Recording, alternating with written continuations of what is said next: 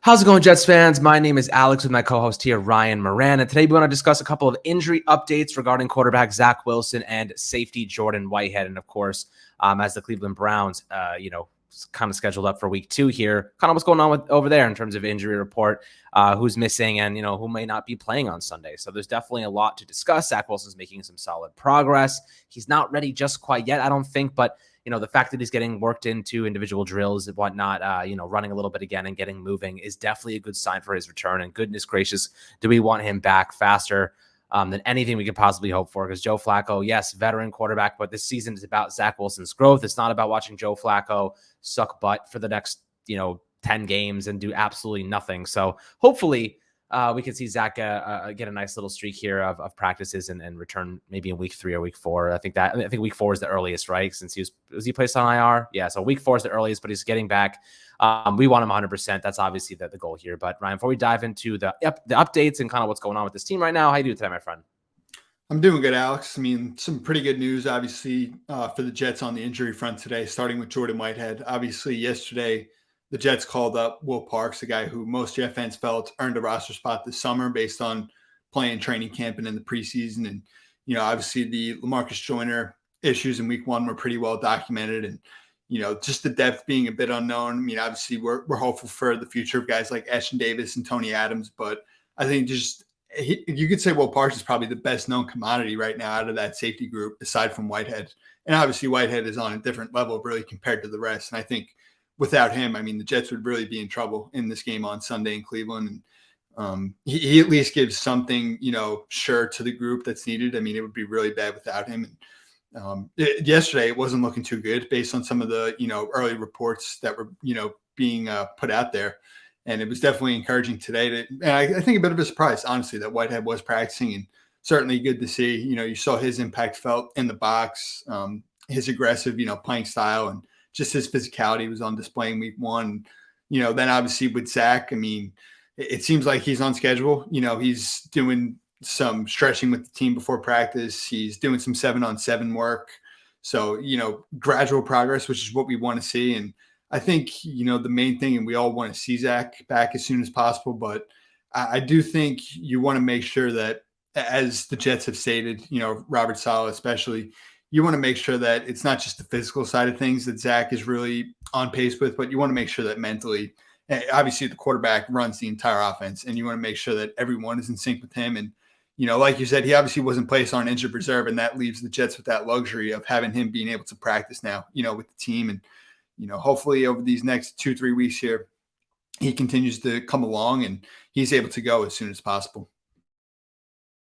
Yeah, I know the mental aspect is definitely an interesting point that you make because, for a quarterback, you have to be confident, you have to be ready. And honestly, this might be a hot take, but Zach Wilson kind of missing the first couple of games here as the offensive line gels a little bit might not be a bad thing, right? Like he would have gotten his ass kicked, absolutely whooped against Baltimore. And if he didn't get injured then, who knows how long it would have taken, right? Like the offensive line needs time. You got George Fant at left tackle, but you got Max Mitchell, a rookie 4th-round pick at right tackle now. The line was just abysmal. Joe Flacco was running for his life all game. And the Browns, good God, the Browns have an elite pass rush. You have Myles Garrett over there.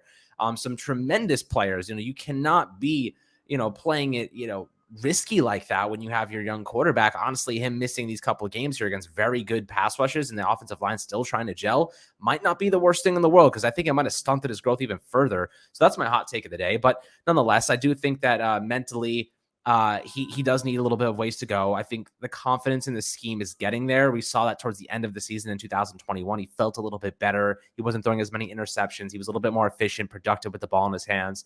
But with that being said, this is a whole new year. He's got some new playmakers. They haven't even fully integrated Garrett Wilson yet, let alone Breece Hall. Michael Carter is still your RB1, and Hall's still kind of, trying to find his role here. But I think by the time he comes back in week 4, maybe week 3 earliest, I think this team is a little bit more improved. I think that you're seeing Garrett Wilson integrated a little bit more efficiently. I think Breece Hall definitely takes a big step forward, and the defense hopefully takes a big step forward. So I think the team will be ready for Zach Wilson to finally take over and run with it. Tyler Conklin, definitely had a little bit of some issues last week, but I think those will be alleviated as well. I'm curious to hear your thoughts, though. Do you think that missing these first couple of games as the Jets offense kind of adjusts may not be the worst thing for Zach? No, I love your point on the offensive line, Alex, and that was something I should have mentioned in my first point. I think it's pretty well documented. Like they had very minimal time together this summer leading up to week one, and that was on display. I mean, and from there, I would say, where Zach can really help, elevate the Jets offense is what we know. He as of now, you should really say he's at his best out of the pocket when things break down, and he has to escape pressure, and the Jets need playmaking out of the pocket, which to be honest, they really got none of in the first game. I think, that's something you can really expect to give this Jets offense, a jolt and what it really needs to, rip off more big plays. I mean, the Jets had, few explosives in the game on Sunday, and we know Zach obviously brings that big play threat ability. But as you said, I mean, you saw some of the growth in terms of playing within the offense at the end of last year. And you want to see that, really continue here as he works his way back into the lineup. And, hopefully, these next, like I said, 2 weeks, I mean, he's really able to get the synergy down with the front, obviously, the offensive line, and like you said, all the new skill talent as they continue to work Garrett and Brees and Tyler and everybody into it. So definitely, feeling good about when Zach returns, just because I think the, skill set that he offers is just it's such a necessity in today's NFL. And, hopefully these mental reps continue to just give him what he needs to, come in and be ready to, give this team what it needs right away.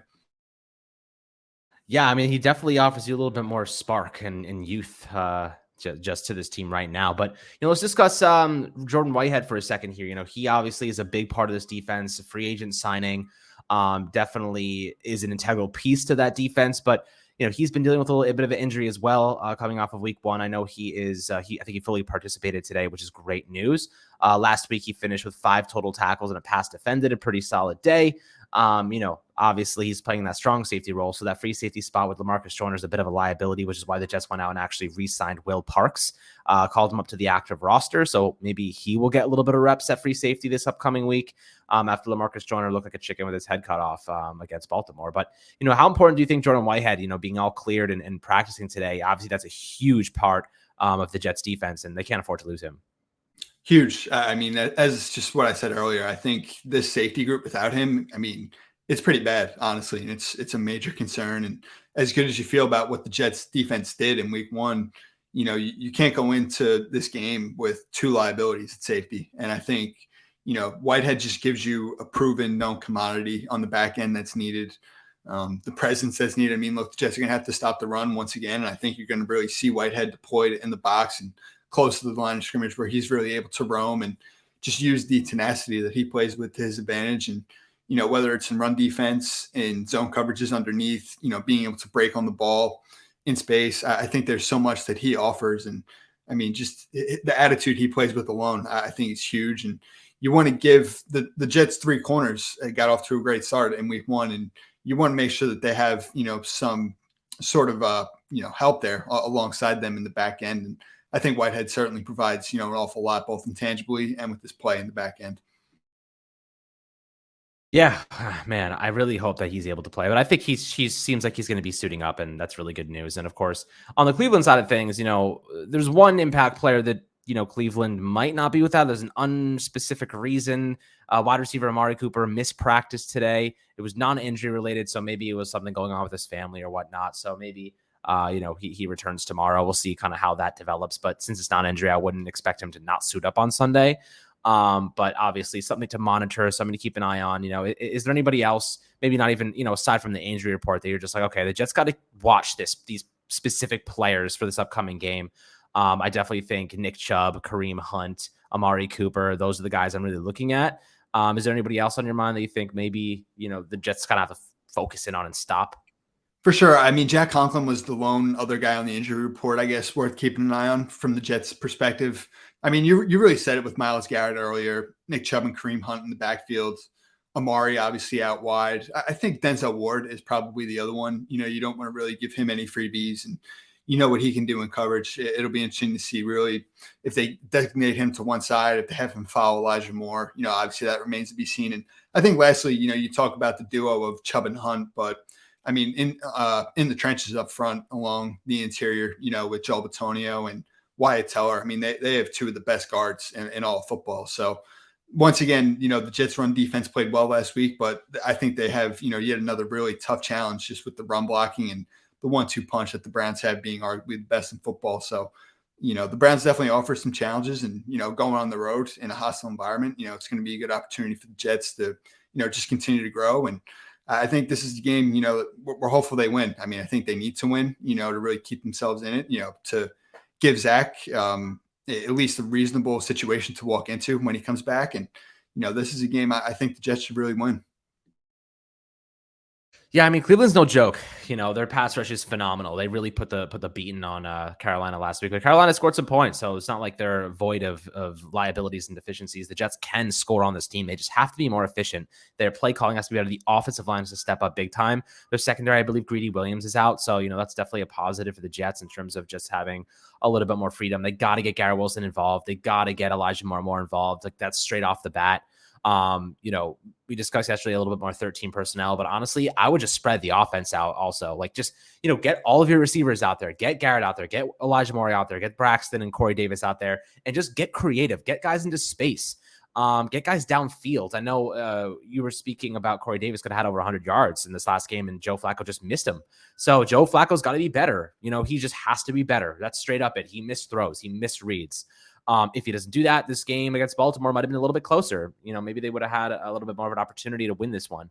But next week, of course, Jacoby Brissett under center gives the Jets a much better chance. The Jets have a tremendous pass rush. We saw Quinn Williams kick some serious ass in week 1. Carl Lawson, obviously coming off that Achilles tear. Finally, he's back and ready to go. So hopefully, he shook off the rust a little bit and he's ready to produce in week 2. But I'm excited about this week, guys. I think the Jets have a much better chance than they did last. Just specifically shaking off some of that rust. A lot of new players, young guys, injured guys coming back. So we'll see how they progress. But hope you guys enjoyed this episode of Fireside Jets. Make sure to like and subscribe as always. And we'll catch you guys on the next one.